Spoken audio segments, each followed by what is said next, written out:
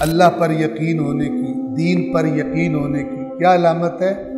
اللہ کو ناراض کر کے لوگوں کو راضی نہ کرتا ہو۔ کسی کے پاس کوئی چیز دیکھی، اس کی شکل دیکھو، اس کے پاس اتنا پیسہ ہے، اللہ بادشاہ ہے، ایسے ایسے بیوقوفوں کو چیزیں دے دیتا ہے، ملامتیں کرتا رہتا ہے۔ وجہ اصل کیا، ریزن کیا ہے، سبب کیا ہے؟ مجھے کیوں نہیں دی؟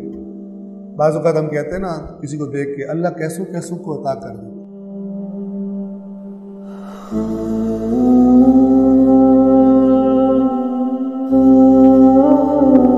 صحت یقین کا کیا ہے؟ اب یہ بہت بنیادی باتیں، بہت ہی خوبصورت۔ کیا علامت ہے اللہ پر یقین ہونے کی، دین پر یقین ہونے کی؟ کیا علامت ہے؟ اللہ یرضی الناس بسخط اللہ۔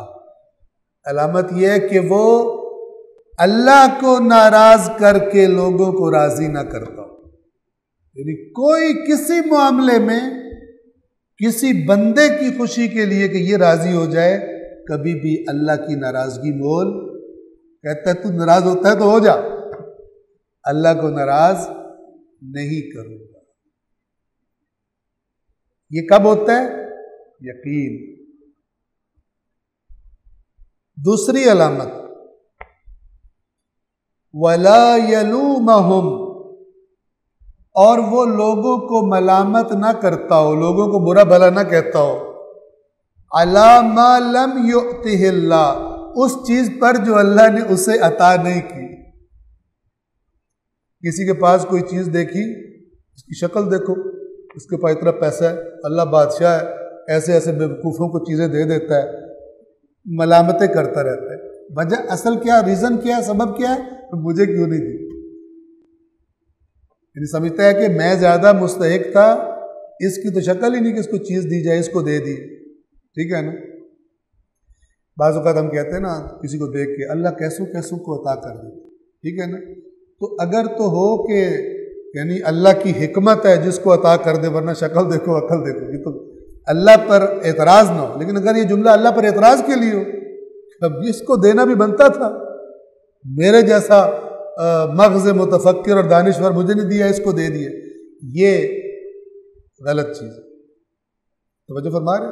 یعنی کوئی بھی ایسا جملہ جس میں اعتراض چھپا ہو اللہ کی تقسیم پر، تو اگر یقین ہے تو اس کی ایک علامت کیا ہے کہ وہ ملامت نہیں کرتا لوگوں کو اس چیز پر جو اللہ نے اسے عطا نہیں کی۔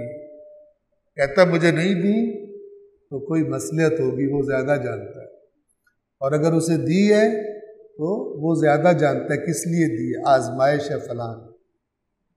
یہ وہ بنیادی فکری نظام ہے کہ جو انسان کو پھر غلط ایکٹ، غلط عمل کرنے سے، غلط فیصلے لینے سے، غلط باتیں کرنے سے روکتا ہے، اگر ہمارے ذہن میں یہ تصورات بیٹھے۔ کیوں نہیں کرتا ملامت لوگوں کو جو اللہ نے اس کو عطا نہیں کیا، اس پر دوسروں کو برا بھلا کیوں نہیں کہتا؟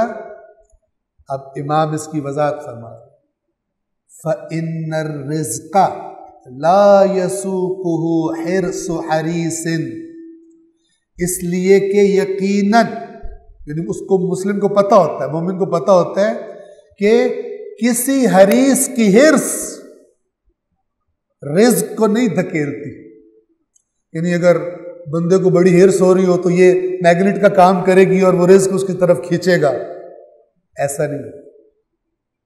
توجہ فرما رہے ہیں؟ اسے پتہ ہے کہ اللہ نے مجھے دینا ہے تو میرے باتیں کرنے سے کچھ نہیں ہوگا،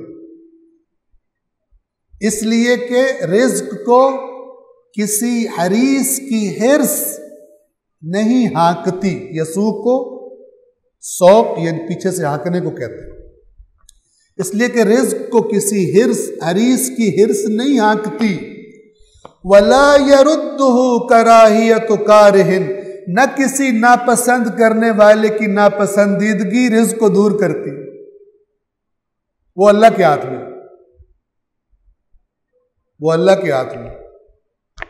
یہ بھی بڑی سمجھنے والی بات ہے کیونکہ اس سے بھی بعض غلط مطلب لے لیا جاتا ہے۔ غور سے سنیے، اس کی مزید وضاحت کر رہے وَلَوْ أَنَّ أَحَدَكُمْ فَرَّ مِنْ رِزْقِهِ، اور اگر تم میں سے کوئی اپنے رزق سے ایسے فرار کرے کما یفر من الموت، جیسے موت سے فرار کرتا ہے، ایسے رزق سے فرار کرے، بھاگے۔ لَأَدْرَكَهُ رِزْقُهُ كَمَا يُدْرِكُهُ الْمَوْتِ، تو بھی حتماً اس کا رزق اسے اسی طرح درک کر لے گا جیسے موت درک کر لیتی ہے۔ قرآن میں ہے نا اَيْنَمَا تَكُونُوا يُدْرِكْكُمُ الْمَوْتِ، تم جہاں بھی ہوگے موت تمہیں درک کر لے گی، یعنی آ لے گی تمہیں۔ وَلَوْ كُنْتُمْ فِي بُرُوجٍ مُشَيَّدَةٍ، اور چاہے تم بڑے مضبوط بنائے گئے برجوں میں، ہائی رائز میں، بلڈنگ میں چھپ کے بیٹھے ہو، موت ہائی رائز کی منزلیں اس کو کوئی پرابلم درپیش نہیں کریں گی، نہ ہی اس کے سیکیورٹی سسٹم اس کو روک لیں گے، وہ تمہیں آ کے پکڑ لے گی۔ تو امام اب یہ بڑی سمجھنے والی بات ہے۔ اس کا کیا مطلب ہے کہ اگر کوئی رزق سے کوئی بھاگتا ہے؟ نہیں بھاگتا۔ اب کو یہ سب، اب یہاں پہ غلط معنی کیا ہے؟ رزق سے میں بھاگ رہا ہوں، رزق نے تو مجھے پا لینا ہے، میں کام ہی نہیں کرتا۔ یہ معنی یہ غلط ہے۔ کیوں غلط ہے؟ اس لیے کہ اللہ تبارک و تعالی کا قرآن، روایات محمد و آل محمد ہمیں کہہ رہی ہے تم نے محنت کرنی ہے، جو تمہارے بس میں ہے تم نے کرنا ہے۔ پھر اس کا معنی بہت باریک اور زبردست ہے۔ تمہاری قسمت میں اللہ نے اگر ایک رزق لکھا ہے، اگر تمہیں اس بات پہ یقین ہے، اور بظاہر تمہارے سامنے تمہیں لگ رہا ہے کہ حلال کے راستے تھوڑا ہے، حرام کے راستے زیادہ ہے، اگر اللہ نے تمہارے حصے میں زیادہ لکھا ہے تو تم اس سے فرار بھی کرو حرام سمجھ کے۔ اگر اللہ نے تمہیں دینا ہے تو وہ پہنچا دے گا کسی راستے سے۔ تمہاری تو آزمائش یہی ہے کہ تم نے حرام نہیں کرنا، اور اگر اللہ نے وہ نہیں لکھا مثال کے طور پر اور تم نے حرام طریقے سے لے لیا، اللہ تعالیٰ کوئی اور کیس تم پہ بنوائے گا، تمہیں سارے پے کرنے پڑ جائیں گے، تمہیں بعد میں قیامت میں پتہ چلے گا تو نے لیا تھا نا، ادھر لگ گیا۔ توجہ فرما رہے ہیں؟ تو یہ جو حدیث ہے یہ نہیں کہہ رہی کہ اگر تم رزق سے بھاگو یعنی کام نہ کرو تب بھی رزق تمہارے پاس آ جائے گا، نہیں، ٹھیک ہے نا، یہ مطلب نہیں ہے، کام کرنا ہے، لیکن جب مجھے یقین، میں نے محنت کرنی ہے، مجھے عقل، مجھے قرآن، مجھے حدیث نے یہ بتایا کہ تو نے محنت کرنی ہے، تو نے کمی نہیں کرنی، تو محنت کر۔ اب تو دیکھتا ہے کہ ایک حلال راستہ ہے، ایک حرام راستہ ہے، اور تجھے ظاہر میں لگ رہا ہو کہ حرام سے ہی ملے گی یہ چیز، تو کہا کہ یہ تو مت سمجھ، پردوں کے پیچھے اللہ جانتا ہے، اس کے پاس اسباب ہے، تو چاہے اس سے بھاگے بھی، ٹھیک ہے نا، حرام سمجھ کے، مثال کے طور پر ایک مثال دے دو، تو اللہ نے اگر تجھے یہ دینا ہے تو وہ کسی اور وسیلے سے تجھ تک پہنچا دے۔ آپ دیکھیں بندہ اگر ان چیزوں پہ ایمان رکھتا ہو کیا کیسی زندگی گزارے۔ ہم پھر کہتے ہیں اور کوئی اور ہے، پھر یہ نہیں کہے گا کوئی اور ہے، ٹھیک ہے، ایسا نہیں کہے گا۔ وَلَوْ أَنَّ أَحَدَكُمْ فَرَّ مِنْ رِزْقِهِ كَمَا يَفِرُّ مِنَ الْمَوْتِ لَأَدْرَكَهُ رِزْقُهُ كَمَا يُدْرِكُهُ الْمَوْتِ، تو اگر تم میں سے کوئی اپنے رزق سے ایسے فرار کرے جیسے موت سے فرار کرتا ہے، تو حتماً اس کا رزق تب بھی اسے درک کر لے گا جیسے موت درک کر لیتی ہے۔ میں نے آیت آپ کو بتائی قرآن میں موت کے درک کرنے کے بعد۔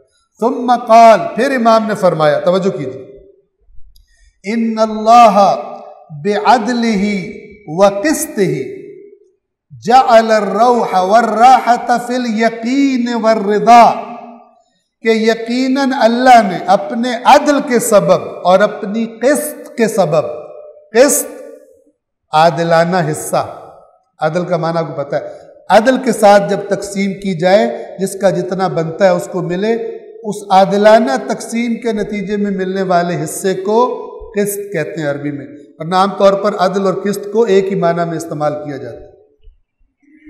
یقیناً اللہ نے اپنے عدل سے اور اپنی قسط سے قرار دیا ہے الروح والراحہ، آرام اور سکون کو، راحت اردو میں بھی ہم استعمال کرتے ہیں، اللہ نے آرام و سکون کو کس میں قرار دیا ہے؟ فی الیقین والرضا، یقین میں اور اللہ کے فیصلوں پر راضی رہنے میں، یہ اس سے اطمینان ملتا ہے۔ باقی بڑے بڑوں کو ٹینشنیں بھی پھر بڑی بڑی بن جاتی ہیں، ٹھیک ہے۔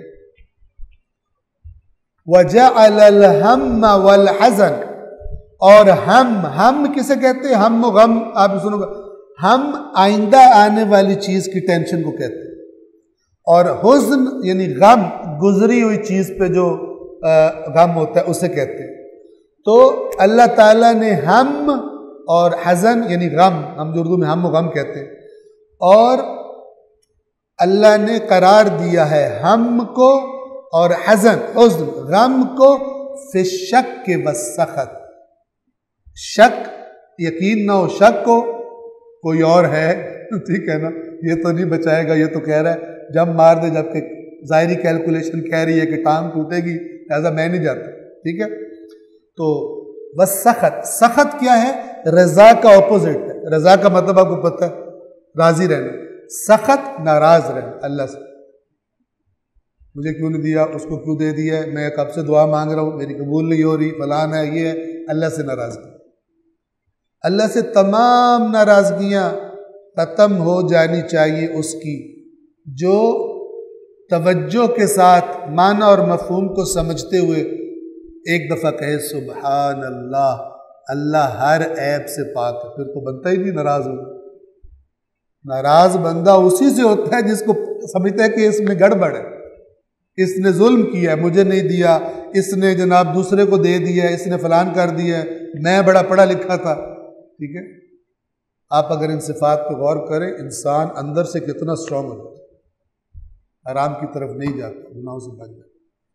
یہ کتابوں میں ہی دفن ہے اہل بیت کی روایات، محفلوں کی زینت نہیں، ماحول ہی نہیں بنتا کہ ان کو بیان کیا جا سکے۔ تو یہ کتاب الایمان والکفر کے 30ویں باب کی دوسری حدیث تھی۔ اسی باب کی تیسری حدیث عن ہشام ابن سالم قال، ہشام ابن سالم کہتے ہیں سمعت ابا عبداللہ علیہ السلام یقول، میں نے امام صادق علیہ السلام کو فرماتے ہوئے سنا، کیا فرما رہے تھے؟ ان العمل الدائم، بے شک وہ عمل جو دائم ہو، مسلسل ہو، القلیل تھوڑا سا وہ دائم تھوڑا سا ہو، علی الیقین ہو یقین کے ساتھ، کیا صفات ہے؟ دائم، چاہے قلیل ہو یقین کے ساتھ۔